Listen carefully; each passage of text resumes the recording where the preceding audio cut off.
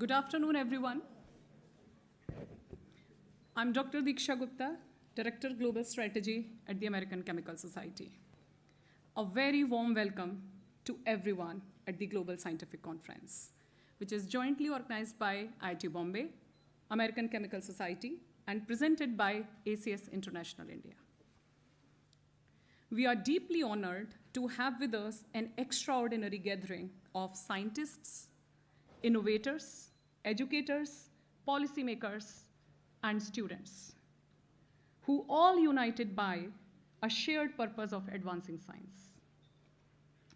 With more than 1,000 delegates from 19 countries over these 4 days, we would have 3 plenary lectures, 37 keynote lectures, 92 invited talks, 145 flash talks, and more than 200 poster presentations. Additionally, we have programs on innovation showcase, health and safety, science communication, science outreach, career mentoring, ACS member networking, and so on.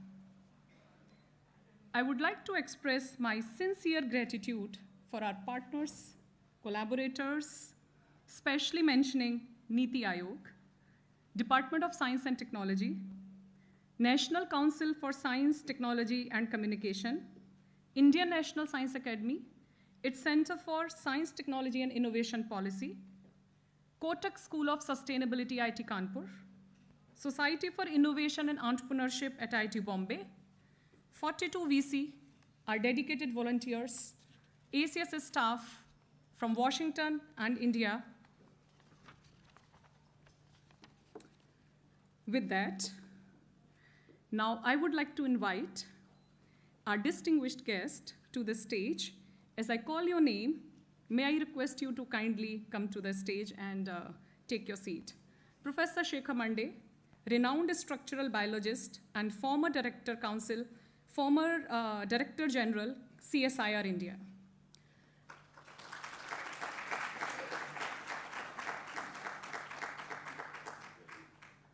Dr. Shashi Shekhar Vempati, prominent thought leader in media, technology, and innovation, co-founder Deep Tech Bharat Foundation.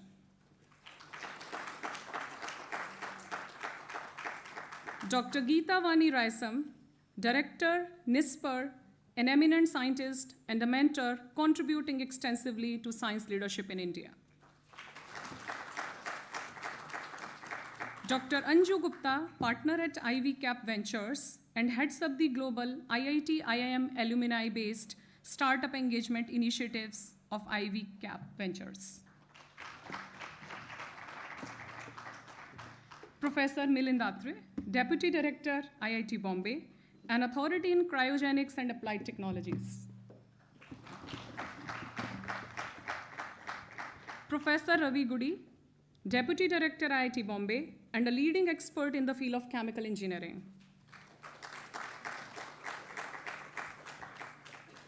Mr. Elbert Hovrath, Chief Executive Officer, American Chemical Society, which is one of the world's largest professional scientific society.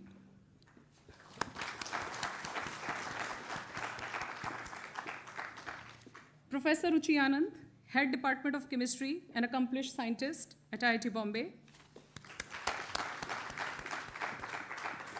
Also, our co-convener of the meeting, Professor Anindya Datta, a distinguished academic leader and scientist at Department of Chemistry, IIT Bombay, also our co-convener. I welcome all of you at this stage.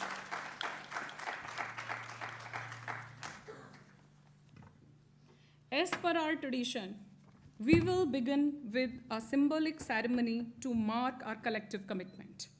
May I invite our dignitaries to join the watering of banyan tree sapling, which is here.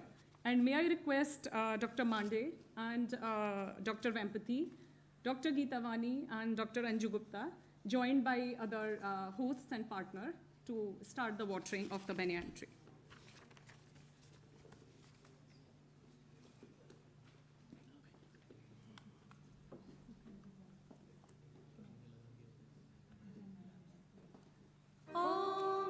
भूर्भुवस्वः तत्सवितुर्वरेण्यं भर्गो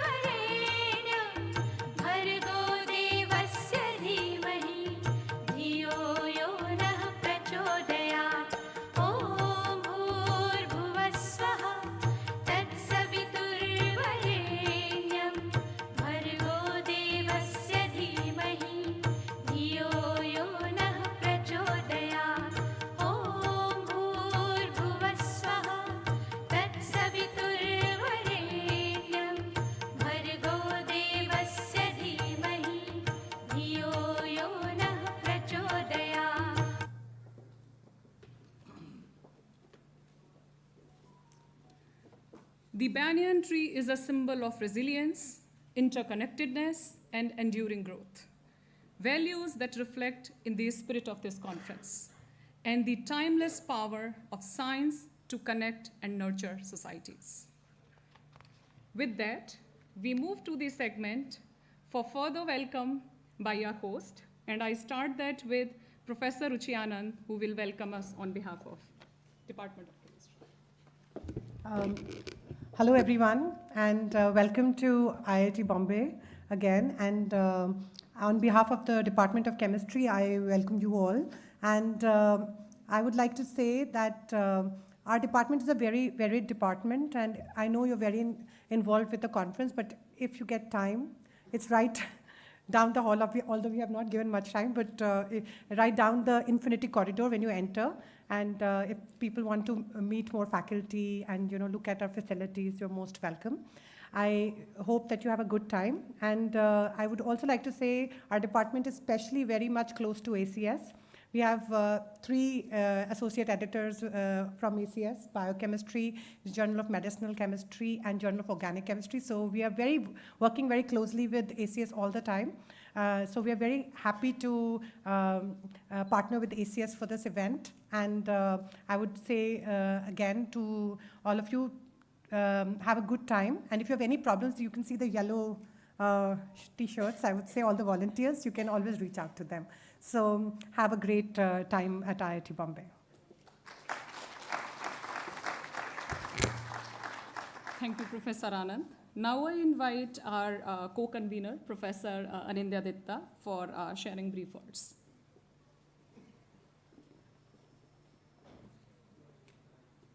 So you have the musical chair, you can take mine. You will speak short, I will walk and come back. Good afternoon. I join Ruchi and Diksha in welcoming all of you. And I'd also like to thank ACS for having chosen IIT Bombay as a venue. It's been a privilege and a learning experience participating in this exercise. I wanted to show you something, but for whatever reason, this laptop seems to be frozen. I would like to welcome you for something very different other than this conference. Our deputy director is here, and they are possibly going to talk about that as well. I represent not only Department of Chemistry, but also the Center for Sophisticated Instruments and Facilities of IIT Bombay. What that means is this.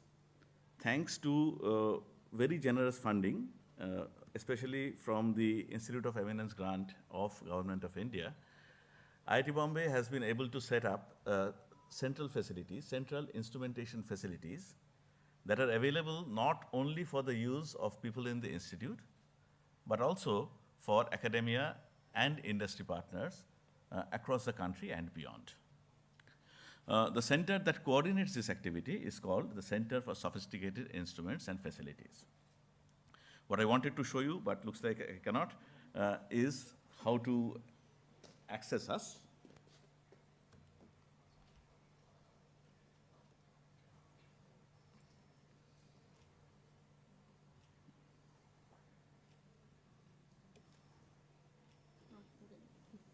Let it be. Yeah. So you need to remember one website, and that is www.iitb.ac.in, our institute website. So if you go there, you'll see there is this research and industry tab. Click it. That leads you to a host of other tabs, one of which says very simply, use our instruments. It cannot be simpler than that. If you click that, that takes you to the page that lists all our 181 and counting central facilities, classified into things like spectroscopy, microscopy, so on and so forth. We welcome you to take advantage of these facilities that have been set up using public money.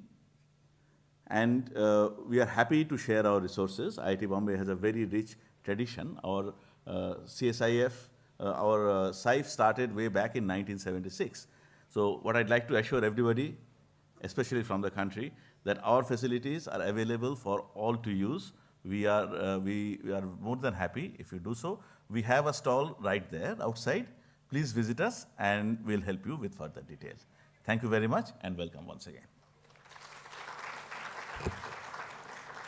Thank you, Anindya. Glad to know IIT Bombay has opened the door, not only to academics, but wider community. Highly appreciable.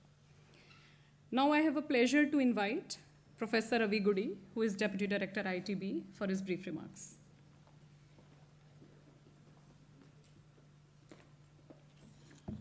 Good afternoon, and on behalf of the Institute, I would join Professor Ruchi and Professor Anindya to welcome you all to this very exciting 4-day event.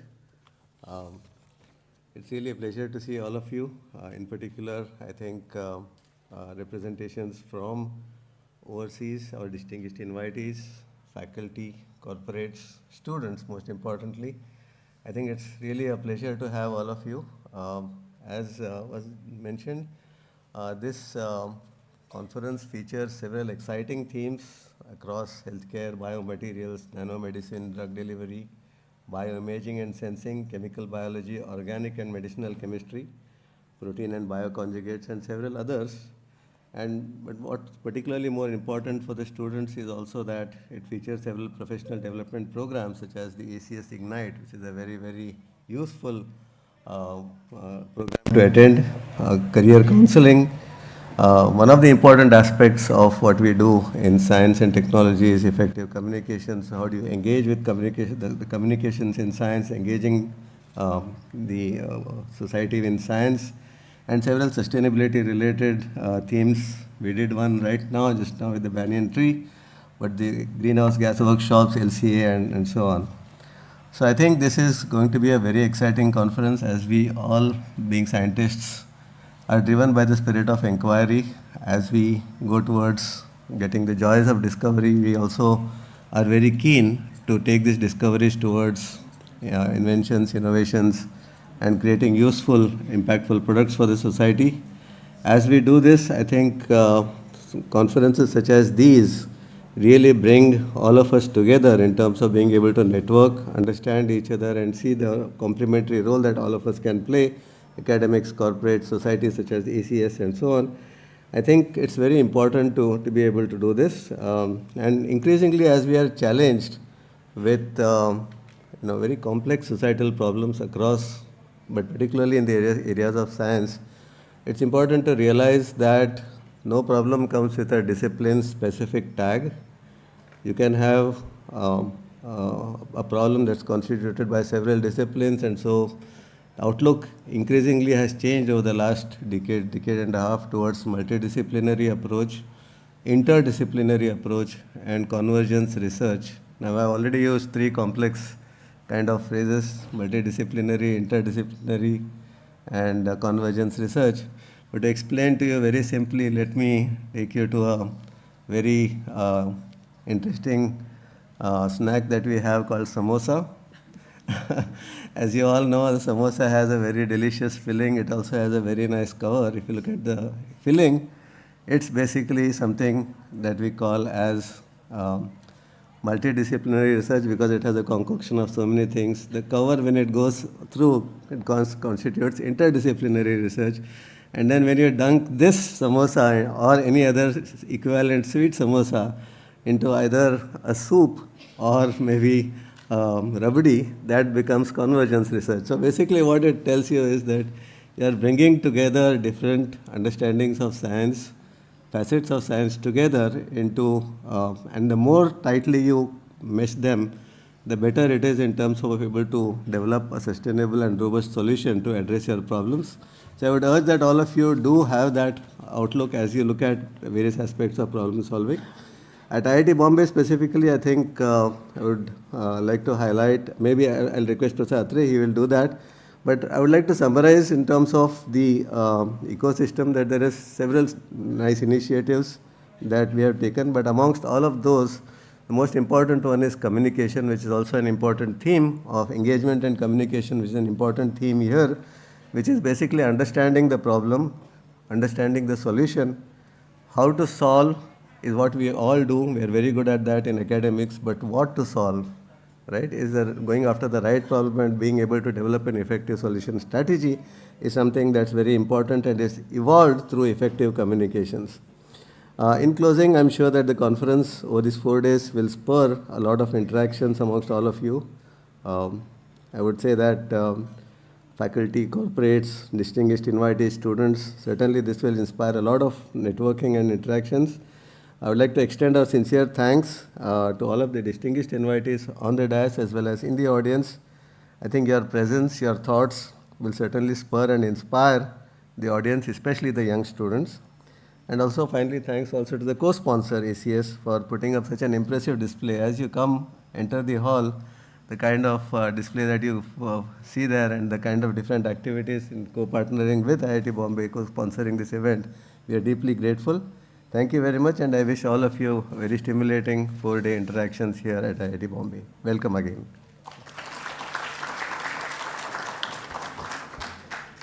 Thank you so much, Professor Goody. Your food analogy was really tempting. I hope people had like a great understanding of that. So as we move on to, now I invite Professor Milind Atre, Deputy Director, for extended welcome remarks from IIT Bombay. Good afternoon, the distinguished members here on the dais and here in the hall and those who are connected online. I understand several people are connected online. So on behalf of our director who is traveling right now from West Coast to East Coast in US, we both welcome all of you to IIT Bombay. So this is a conference related to chemistry, and I was expecting that possibly Anindya or Ruchi will come with hydrogen and oxygen, and the water possibly will come out of that thing. Maybe innovative technology next time to come. So I'm come from mechanical engineering department, but yes, connected. The campus beauty is such that all the engineering and the basic sciences and other applied sciences are connected through various networks. So what my colleague talked about, the collaborative research and the convergence of technologies, that happens, and that's the beauty of this campus. The ecosystem of this campus drive, and that's why the research related to battery, research related to hydrogen, possibly hydrogen store, hydrogen generation, natural gas, LNG, and several research centers are there on the campus now. We are talking about semiconductors, we are talking about use of battery for electric vehicles, etc., etc. And of course, in addition to that, we've got quantum also, and quantum is cutting across all the departments. And that's the beauty that such conferences, when they come together, the collaborations, the convergence of technology and minds happen, and that's where the innovation happens. And to promote this innovation at IIT Bombay, we've got 14,000 students, of which around 400 to 500 are postdoc students, around 4,000 PhD students, some master students, and undergraduate students. And these are the students, striving for doing research. And nowadays, the focus is on more and more applied research. So to promote again applied research on the campus, we have got our incubation center, we have got accelerator, we've got research park where the industries are right on the campus. And as Anindya mentioned, we have got our central facilities, 180 plus central facilities are on the campus, which could be used by any industries, any academicians, any university people here. So this is what is meant for all of you. IIT Bombay strives to excel. We have unicorns coming out of this academic institute, right? We have got IPOs coming out of this institute, and this is what our focus has been. And we are coming with a translational research unit also here on the campus. The focus is not that the research should stay in the laboratories, but it should come out in form of technology, systems, etc., and reach out to the public at large. So welcome to IIT Bombay, and I'm sure at the end of 2 or 3 days, more and more collaborations, convergence, and innovations may be in promise. Thank you very much.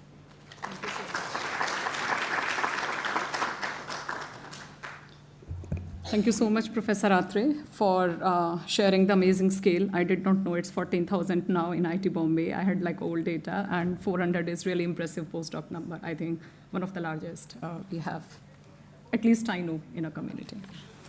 So now, extending our welcome further, I invite Mr. Albert Hovrath, CEO of the American Chemical Society, to present remarks on behalf of the ACS.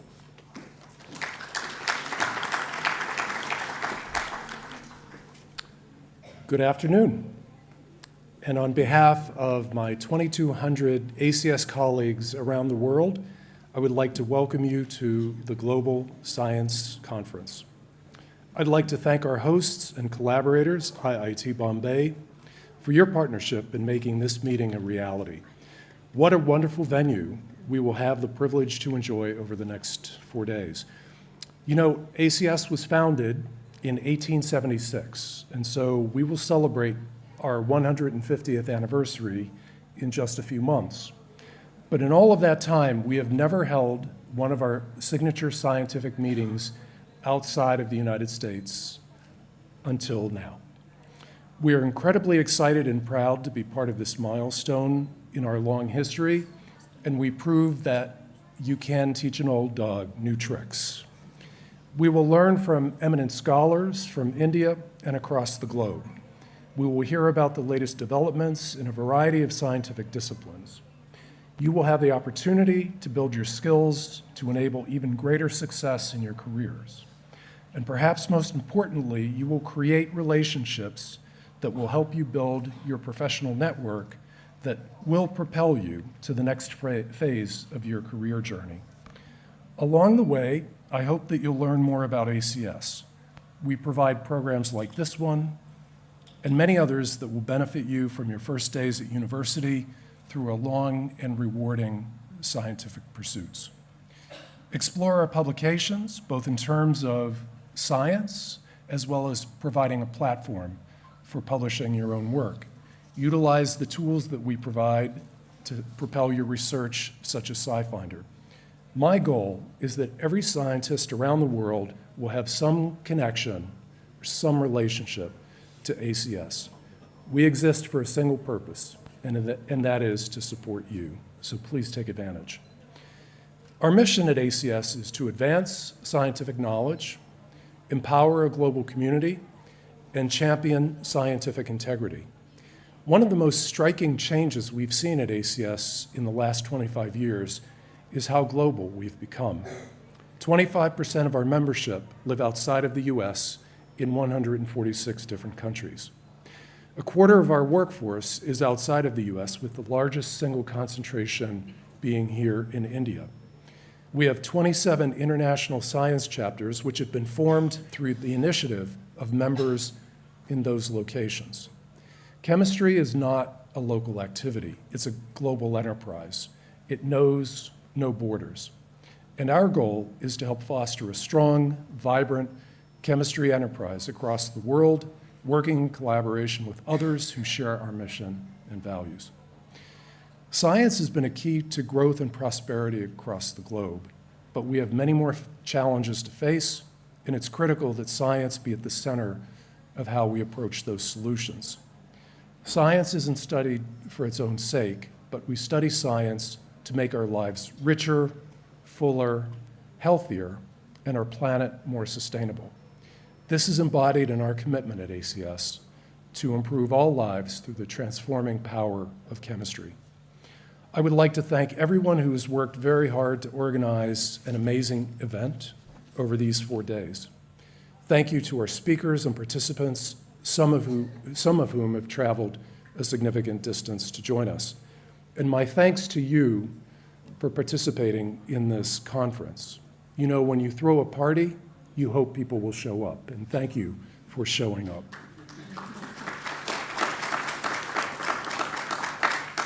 I know that I mentioned that this is a first for ACS, but I trust that this will be the first of many future such events. But best wishes to each of you for a successful conference, and thank you very much. Thank you, El. Really appreciate your support and even the vision when we had a plan to do something outside the US. And I'm glad it's happening in real, so thank you for that. So now, after our welcome, we move to the section where we would have opportunity to hear our distinguished guest. And in that, I would invite first Dr. Anju Gupta to share her brief remarks. Thank you so much. Good afternoon, distinguished guests, speakers, and this amazing audience of students, researchers. It's an honor to be standing here to talk about something that's very dear to my heart, India's startup ecosystem. We've been talking about science, chemistry, and I want to take it to the next level of actually bringing it all together into innovation and building businesses. Because I think collaborating between the science side, the technical side, and the whole ecosystem is what's needed to help take us not only to an Atmanirbhar Bharat, a Viksit Bharat, but also establishing India as a leader in deep science, in tech, in IP value, and commercialization of that IP. One of the challenges I want to put out to all you students and researchers out there, we tend to think, we're here in 2025, let's plan for the future. But let's extend that thinking a little bit. Given where we are today, given our innovation, let's change our thinking to reimagine what that future can be. We talk a lot about India's startup ecosystem, and the professors mentioned it, but let's just look at the numbers. We have over 1.5 lakh recognized startups, over 100 unicorns, 20 plus IPOs. 50% of these startups are now coming out of our tier 2 and tier 3 cities. We have over 3,500 deep tech startups. I want us to start thinking about startups that have now come from deep science, materials that will influence sustainability, our mobility systems, our pharma systems, our health tech, our manufacturing. We've enabled all this a lot, like institutes like IIT Bombay and SIGN, where we have established pockets of innovation, incubators, mentors, funds, government policies. I think now we need to take the next step towards collaborating across all of these innovative ecosystems. A quote from Sri Abdul Kalam really resounded with me. He said, once your mind stretches to a new level, it never goes back to its original dimension. So again, I would encourage you to stretch your mind to that level, and let's rethink about what we really need to be doing in the future. Let's multiply the impact these individual ecosystems and academia are doing to go through a whole range of activities, from scientific inquiry to testing to real-world application. And I think there are a few things we all need to collaborate to do that. One, I think industry-academia collaboration. I think our research needs to be targeted towards problems that industry identifies and is sponsoring. This will be a great system because it ends up being a win-win situation in terms of creating and enabling intellectual property. I think we need to create an ecosystem to not only motivate, but retain and attract the talent, give them access to the best facilities and labs through global collaboration. Structuring mentorship programs, how can we attract the best talent to mentor these deep science research and innovation projects? By partnering with industry, we not only create early sponsorship for research, but early adopters. A lot of research ends up coming up to a level where it's tested, prototyped, but then there are no early adopters. By working with industry early on, we will focus and create early adopters to now actually be able to convert it into a sustainable business. There are lots of new funds coming up. The government has established more funds for research. Let's evaluate them. Let's incorporate them. I think government policies have also been streamlined a lot for startups. I think we need to take that to the next level. Fast track how patents are generated, how patents can be accepted. And I think we need to encourage more and more international collaboration, like with the ACS, with other organizations. So we are really bringing together the best minds, facilities, and labs. I think conferences like this are great because they create ecosystems for thought leadership, for knowledge sharing, for collaboration, for showcasing your solutions to the industry. I think when we talk about startups, we tend to talk about being agile, being quick. But the minute you start talking about deep science, deep tech, it's a marathon, not a sprint. Let's keep that in mind. We need to play the long game, look at different sources of capital, help to de-risk our research, help find early adopters, help find collaboration. And I'll end up with one quote from John Chambers from Cisco. He said, what makes Silicon Valley really work? It's a really unique combination of great educational institutions that generate engineers and a culture that starts companies. I think in India, we have a lot more than that. We have a combination of great educational and research institutions. We have a combination of great talent. Let's continue nurturing, attracting, mentoring that. And let's inculcate a culture right down from when we start our research into converting these into patents, into IPs, into value generation, and ultimately successful businesses. Thank you so much.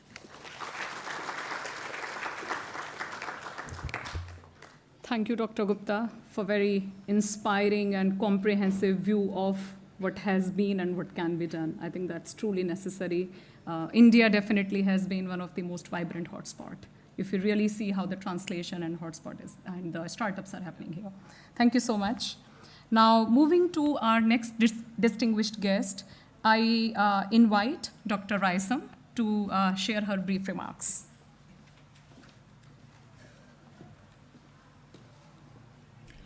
So, good afternoon to the dignitaries on the stage and in the auditorium.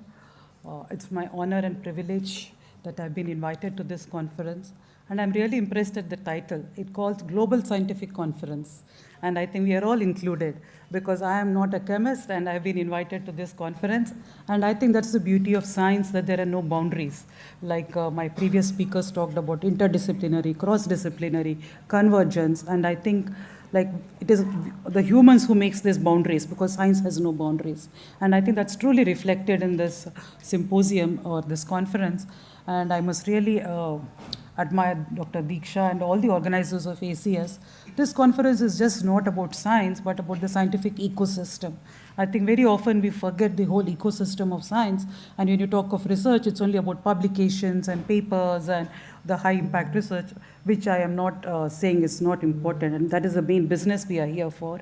But beyond that, it's also about science careers, science communication, networking, and I'm really happy to see that there are many sessions of those nature which are included, especially for the young researchers. I think this is a very important platform, and I really appreciate these initiatives, and I would request those in the audience to really utilize this. Because when I was at NIH, I remember I attended a workshop on negotiation skills. I was like, I just took part in it. And it was very interesting. And I think these are the things which are really taking the scientific conferences to the next level. And I think thanks to the partnership with ACS, who brings in a wealth of knowledge, I think this is the future of conferences, and I hope we can evaluate this even in other areas. That's the thing about this. And I think the second part I want to talk about is, we are all talking of science, and being in Delhi for a few years now and working with policymakers, often we are asked, what is the impact of the science, which is rightly so, because you're funded by the government and public money. So people want to know what is the impact of the science. And I think therein comes the role of science communication. Like science communication also includes your scientific journals, which I think ACS is doing a great job. And I also want to talk a little bit about the organization which I am representing today as an Institute of Science Communication and Policy Research. Many of you may not know that this organization, which has recently formed but has a history of almost 75 years, publishes Indian journals like Indian Journal of Chemistry, Indian Journal of Chemical Technology, Indian Journal of Biochemistry and Biophysics.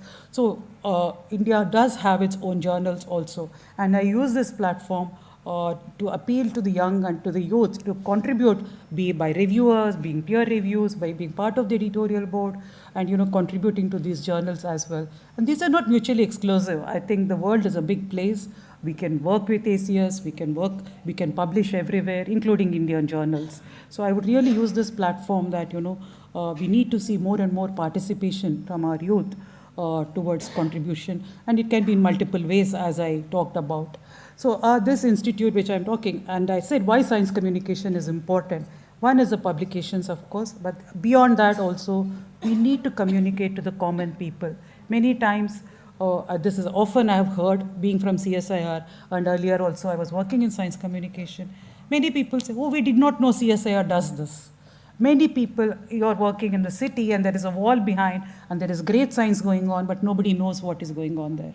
And very often we fall short as scientists by talking about science communication. And I think this is something which is very important. And I appeal again to the youth and, to take science communication very seriously. And again, India is a very vast country. And I think we need to do in regional languages. And there is a lot to be done in terms of taking science to the public. And there are multiple ways of doing it, and I would really like to emphasize, and again, as I said, I'm very happy that one of the sessions is on science communication. And the second part is the institute which I'm representing today is also on science policy. I think I need not emphasize the importance of science policy. And today we are at a stage where things are changing so dynamically. I think the last 5 years has been a great lesson, be it the COVID pandemic, it showed the importance of science. Without the science and open communication, had we not known the COVID sequences within a couple of days in the open databases, we would not have had the diagnostics. So again, this all goes back to, the open communications and policies. And I think, and today the biggest threat which we are not talking about is the AI. And I think that's right there upon us. And AI is going to transform your science communication, your publications, your journals, the very way we are doing the research. So I think we need to be prepared for what are the challenges that are going to come in future. And especially the youth, I think while we use AI, we have to use responsibly the AI. And again, disinformation, that's another major threat which AI is going to pose and is already posing. And how do you counter this? And that's where I think as scientists and as policy makers, there's a lot to be done. And I think conferences as this, where you do talk about these very important topics.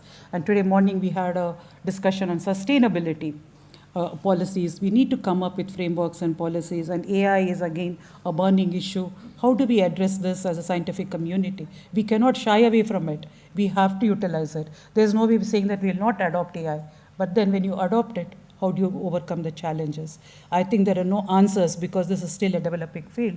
But we should not shy away from the discussions and coming out with informed decisions. I think platforms such as this, I think, are very good opportunities for us to deliberate on these issues.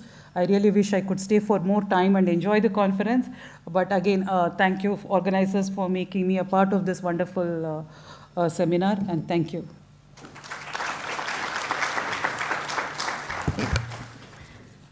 Thank you so much, Dr. Raisam. Collaboration seems a way forward. There is no denial about it. It's just a question of how many and how we can figure out, the strategies for future.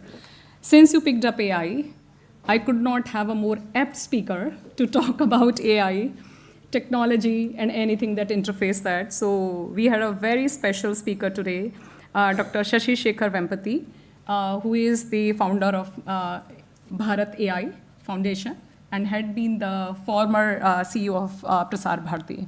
With that introduction, so please. I know that, and he was here from the Teachers' Day Award. Good afternoon. Thank you, Diksha, to the Deputy Directors of IIT Bombay, Dr. Monday, and all the distinguished guests, and all of you attending this conference. So I was here at this stage just about a month back because I happened to be an IIT Bombay alumnus, and IIT Bombay was kind enough to invite me for the Teachers' Day event. Hopefully, the audience is different today, so I won't sound repetitive. I was a bit worried about that. Also, interestingly, I spent 4 years sharing the building with your department because I'm a chemical engineer.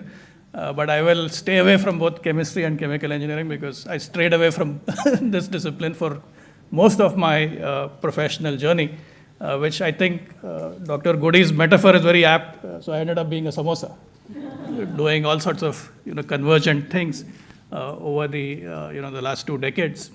So today I'll wear a different hat. The first hat I will wear is of a communicator, because not only was I the CEO of Prasar Bharati, which runs Doordarshan and All India Radio, the public broadcasting arms of India, I also happen to chair the Committee for Science Communication as part of the National Council for Science and Technology, which is part of DST. And one of the, I think the previous speaker, I think, pointed out very aptly that the importance of science right now is, I think, paramount. The pandemic brought science into mainstream consciousness in a big way. Now with AI, practically, I think everyone is seeing the power of technology, feeling the power of technology almost every day. So I think science is playing an extremely important role. What is paradoxical, though, is that as we have had more and more information, this flood of information with social media, WhatsApp, and so on, paradoxically, the scientific temper is going down because a lot of misinformation is going viral, a lot of unscientific beliefs, unscientific ideas, unscientific solutions are taking root because of the power of media. I think that makes ACS's role, this conference's role, the whole importance of science communication so much more important. It doesn't matter whether you're a hardcore researcher or a faculty member or just an engineer working in a corporate, but I think it's important for all of us who have this science background to really address this, that we have to bring back this scientific thinking into everyday life. Otherwise, like what we saw during COVID, the amount of, in fact, I was in the thick of it, being the CEO of Doordarshan at that time, that almost every day we would be flooded with thousands of messages with all kinds of myths, misconceptions about what was going on with the pandemic. And we had set up an entire dedicated cell for just handling fake news around the pandemic. So that just tells you the challenge, why science communication is extremely important. Another reason why I think it is important is also diffusion. I happened to come across this very interesting study. It's a research paper which looked at China and the United States in terms of which of them is likely to be a scientific power in the next few decades. And one of the dimensions in which that paper was analyzing was the diffusion capacity or the diffusion ability within a society. And it drew on pretty interesting examples. One of the examples was, I think it goes back to my engineering as well, is how during the era around the Second World War and so on, the differences between Germany and the United States, and how it was that the United States, which was a leader in terms of taking innovations, taking technology from the lab to the market, primarily because of the diffusion capabilities. One of them being institutionalizing chemical engineering as an engineering discipline. So very interesting insight in terms of diffusion. So I think the role of science communication becomes important, where you're able to diffuse scientific ideas to the broader society, especially the broader economy, the small and medium businesses, small and medium enterprises, not just the large corporates, not only the high-tech startups. Of course, they are far more technology and science savvy. But what about the traditional businesses? What about the farmer? What about the traditional retailer, the small industrialist? How do we solve their problems with science? And the only way that can happen is to create more awareness, more diffusion. And I think that is where the role of science communication comes in. So NCSTC, which is the division within DST, which is responsible for this, it is to the credit of the current secretary, Professor Abhay Karandikar, also from IIT Bombay, that he brought in people like me from outside, from the industry, to look at how science communication should be done. So we have a very diverse group of committee members who brought in very out-of-the-box thinking. And you can see the result of that the kind of projects that we are funding, one of them being with ACS, is to, how to popularize science in the broader society, how do we take innovations to the broader society, and hopefully in the years to come, you will see the effect of that, the impact of that. I think it's a great time to do science and technology innovation research in India. The Honorable Prime Minister, I think, is a great example. He's someone who's not shy of using technology. He's an early adopter. I think someone spoke about, the importance of early adoption. If you look at it, his entire career of public communication, he's been an adopter of new technologies way before anybody else in the political domain, be it using YouTube for live streaming, being using social media, and most recently AI to translate his speeches into multiple Indian languages. Also, Man Ki Baat, his monthly radio program, I think is a fantastic example of how you can drill down and create mass awareness at the scale of 1 billion population. We are talking of the bottommost pyramid of the society, being able to get to them ideas about science, what's happening with startups, what's happening with ISRO, the various launches, the various, especially during the pandemic, he was at the forefront, bringing in the frontline workers, the doctors, to be able to communicate in very simple ways to a mass audience. And it's also to his credit that you have the ANRF created, you have the Research and Development Innovation Fund, you have all these missions around quantum, AI, and so on. I think it's a fantastic time to do research and innovation in India. And one of the reasons why India is interesting is also the diversity and the scale. So if you build an innovation in India for India, you're not only building it for just this society, you're also building it for the global south. You're creating potential for a global market. So I think it's fantastic that IIT Bombay is hosting this global scientific conference. And thanks again for inviting me and hearing me out. All the very best. Thank you.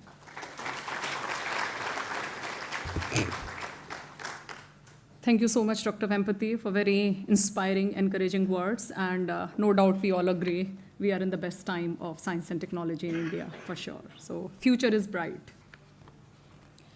Now, we will move to our very distinguished guest, Dr. Shekhar Mande, to share his inaugural remarks.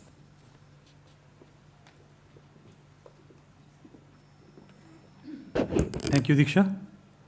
Dignitaries on dais, all the guests present here, all the guests present online. It's a great pleasure to be here amongst all of you. And I would like to thank ACS and Diksha for the kind invitation to be here with all of you.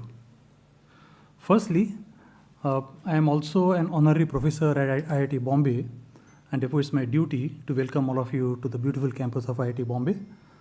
Those of you who are staying here, please do walk around early in the mornings. You actually have a fair chance of sighting a live leopard on campus. And crocodiles too. And I'm told that these are fairly harmless creatures, so you can actually watch them from distance without doing much.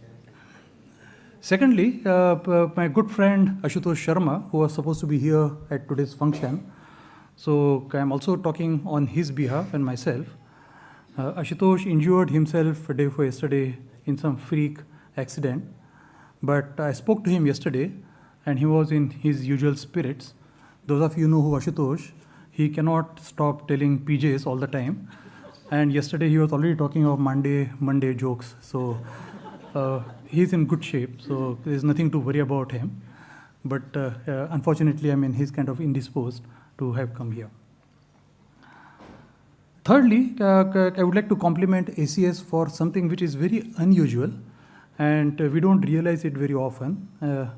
For one particular aspect, is that when we debate about diversity, equity, and inclusion, these aspects all over the world, our colleagues from Western countries typically focus on two issues. One is gender, and one is the color of the skin. The other two issues, that is diversity, equity, inclusion, and that's a very narrow definition. The definition of diversity, equity, inclusion must include everyone on the planet, the geographical distribution. And ACS, in my opinion, in the last 5 or 10 years has taken steps to include many people from different geographies on their editorial board. And I must compliment ACS for this. Other publishing houses have not done it, and we have been saying it again and again. And when I get the next chance to move to Delhi, which will probably be in January, we will actually bring this focus on other publishing houses, Springer Nature or academic, and so on and so forth, that diversity, equity, inclusion must include geographical diversity as well. So compliments to ACS on that.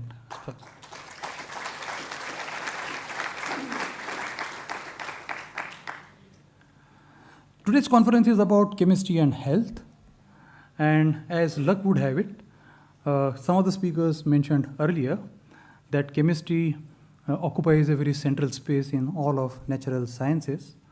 And as luck would have it, we are right now in the middle of an exercise in which we are writing textbooks for school children.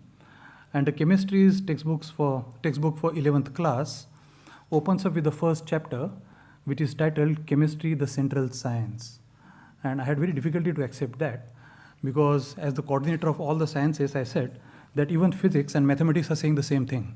So how do you convince everyone that chemistry is the central science? But nonetheless, I think chemistry does play an important role in connecting different aspects of natural sciences and different aspects of human activity in general. And therefore, the title of the symposium, Chemistry for Health, is very apt in a particular sense. Now, those of you who are familiar with the health scenario in India would already know this, but those who are not, it's a fairly revealing phenomena that in 1947, when we became an independent country, we started governing ourselves on our own will and with our own ideas and taking public along on our own, as I said. Our life expectancy in 1947 was about 27. Today, it is plus 70. So we have, in 78 years, we have spanned so much about the health in general. In the process, we have eliminated some of the dreaded diseases. Smallpox is a global story. Polio is a local story because polio still exists in some of the neighboring countries, but we did manage to eliminate polio completely about 10 years ago. And as we speak, last year, we got rid of for the first time with not a single case of trachoma infection in the eye. All of you would remember that trachoma infection leads to blindness, and last year was the first year in which India did not report a single case of trachoma. Moreover, we are firmly on the path of eliminating Kala Azar. In the next 2 or 3 or 5 years, you will see an announcement that Kala Azar has been eradicated from India. Kala Azar is caused by a parasite called Leishmania donovani, and India is firmly on the path to eliminate Kala Azar. Malaria, which used to be such a dreaded disease until recently, the total number of new cases that malaria we are reporting have dropped down dramatically. Dramatically. It's very remarkable to see that how India is actually dealing with infectious diseases in such a spectacular manner. And HIV/AIDS, the number of cases that we have reporting every year now, progressively in the last 5 years, are going down absolutely dramatically. So these are all the indicators that health parameters in India have improved significantly over the last few years, I would say last 10, 15 years.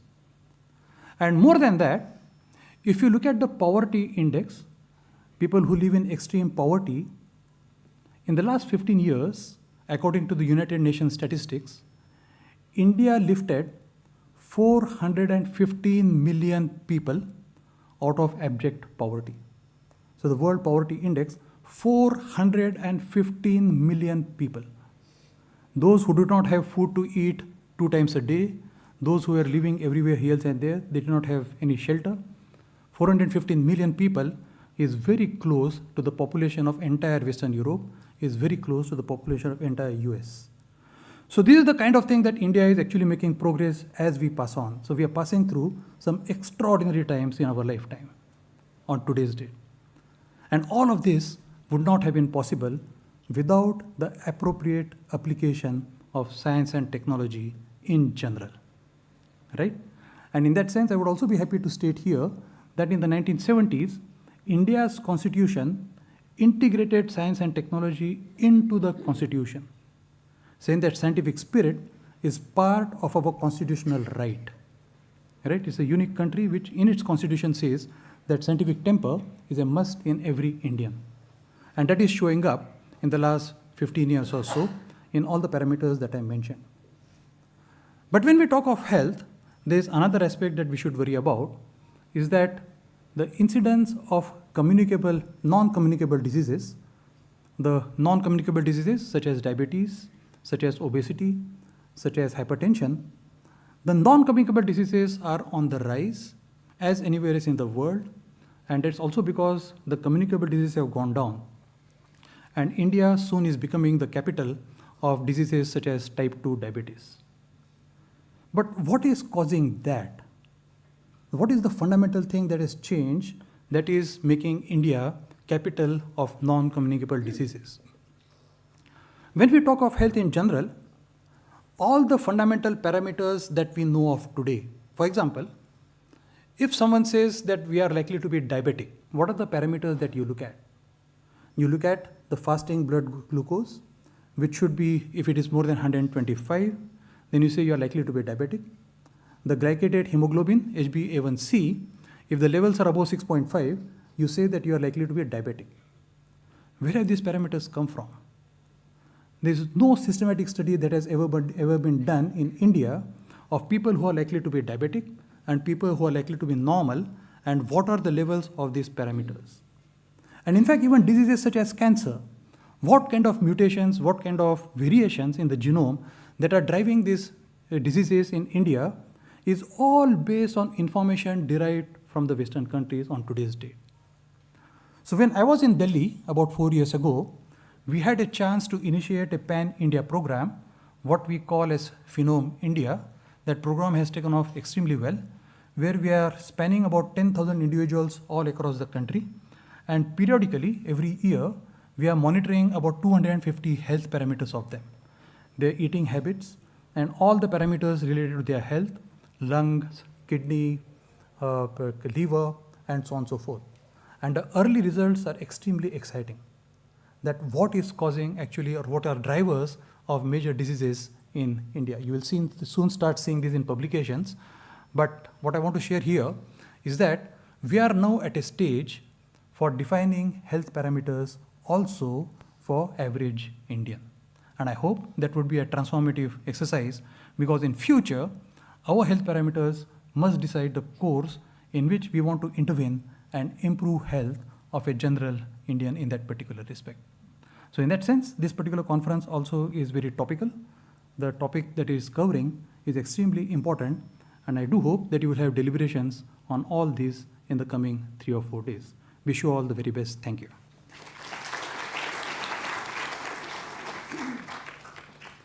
Thank you so much, Dr. Mande, for taking us through historical scientific development journey. So many things we just forget because of the attention is like on immediate things, but that's truly fascinating, how far we have come. But there are new challenges that we have to work upon. So thank you so much for highlighting that.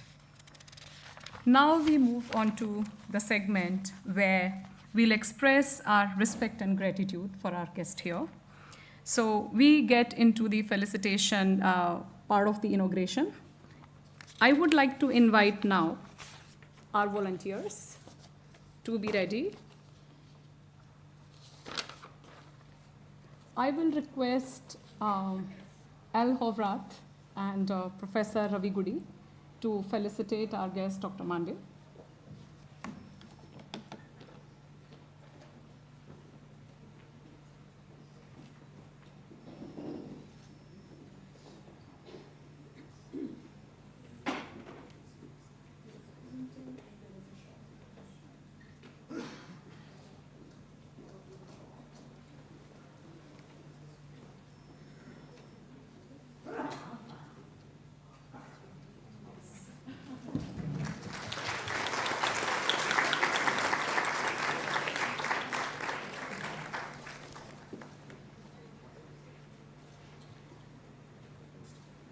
While you both stand here, may I request now Dr. Venkati come forward, please, and get felicitated.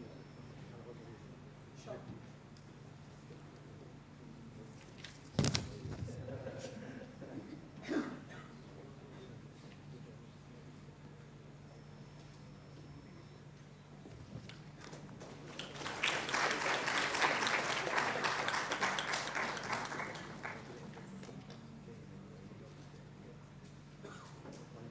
Professor Gudi may take the seat. I may request Professor Atre now join L in felicitating our guest, Dr. Geeta Vani.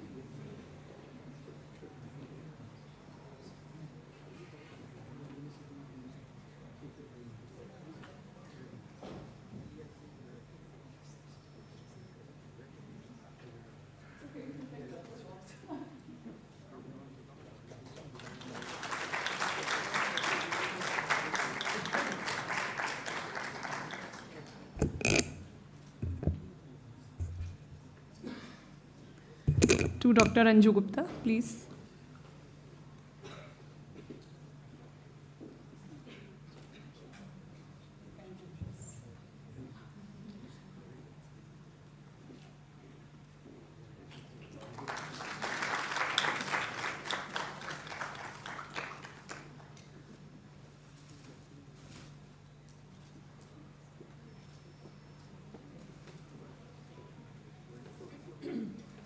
I'll request L, you may please take your seat. Thank you for doing that.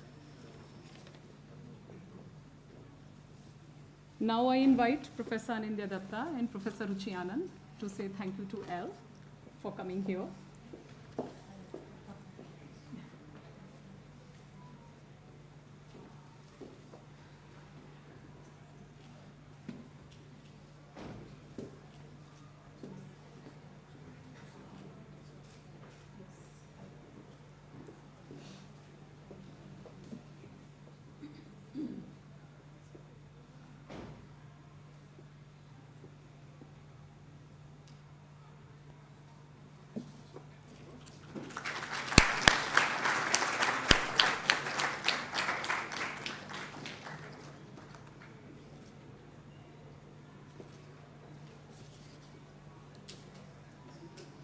Now we would like to felicitate Professor Milinda.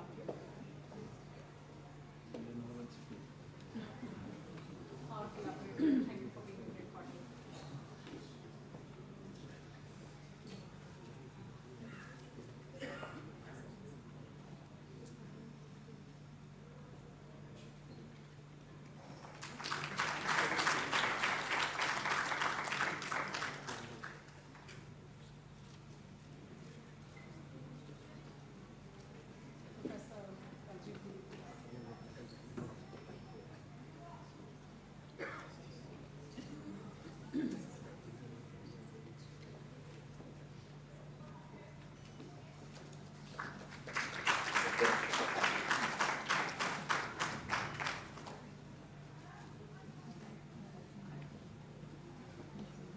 So these are not ordinary paintings, personally crafted by Professor Ashutosh Sharma, and these are spatio-textural art that he has created in 1990s.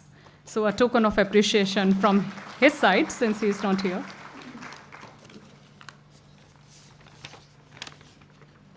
So with that, we come to the end of the inauguration session. I encourage all of you to engage deeply, question boldly, and share openly. Let this conference be not just a meeting of minds, but a launch pad for lasting collaborations that can shape the future of scientific discovery. I now hand over mic to Professor Anand and request all our guests to take their respective seats. Thank you, everyone.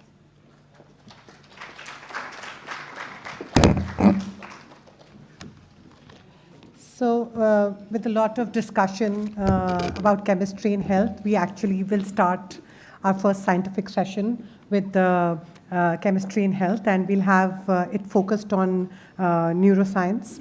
And with that, I would like to welcome Dr. Vidita Vaidya. I'll say a few words, not a lot. Just want to say she is a Mumbaikar from St. Xavier's College. She did her PhD in neuroscience from Yale University, and later did postdocs at Karolinska Institute in Sweden and University of Oxford. She has been at the Tata Institute of Fundamental Research since 2000, and her work focuses on neurocircuits that regulate emotions, influenced by life experience and antidepressant treatments. And she does a lot of work on understanding these disorders and how they affect early life. For instance, how early life experiences and medication actually affect mood and behavior. Little bit about her various accomplishments, very little. That she's the member of all Indian academies. She has got the Shanti Swarup Bhatnagar Prize, the highest scientific honor that we have. She is also the recipient of the Infosys Prize in Life Sciences.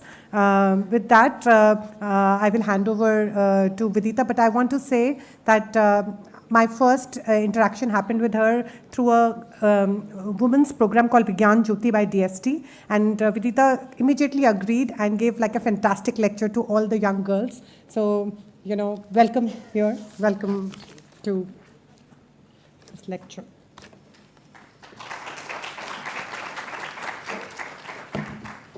Thank you so much.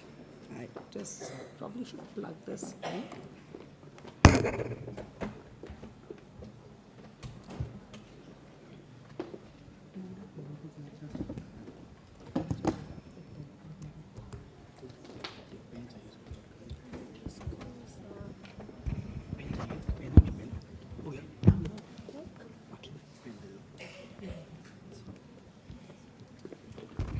How do I get rid of this? Cancel. Just because it's going to get stuck in the middle of my. If it's going to keep opening, should I just turn off the Wi-Fi? Maybe I'll just turn off the Wi-Fi. So that will then take care of the problem. I'll just turn it off. Yeah, let's go. It's up on. Yeah, perfect. And for the invitation to speak at this wonderful meeting.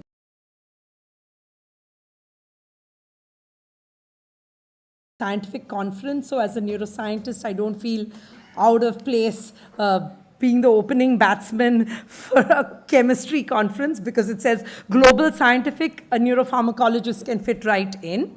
And what I hope to do in the next 35 minutes or so is give you a sense of why there is currently much room for discussion about serotonergic psychedelics and why they have actually re-emerged on the platform as very interesting molecules for us to be looking at.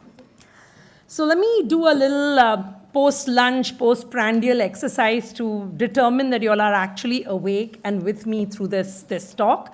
I'm going to ask people to raise a hand if they believe that they have consumed a psychoactive substance in the last 24 hours. Anybody willing to put their hand up for consuming a psychoactive substance? I have 2 people. That's it. 3, 4, some few willing names putting their hands up there. I bet there's way more people in this room than they realize that have definitely consumed a psychoactive substance in the last 24 hours. I presume some of you had coffee, you had tea. Any coffee or tea drinkers in the room?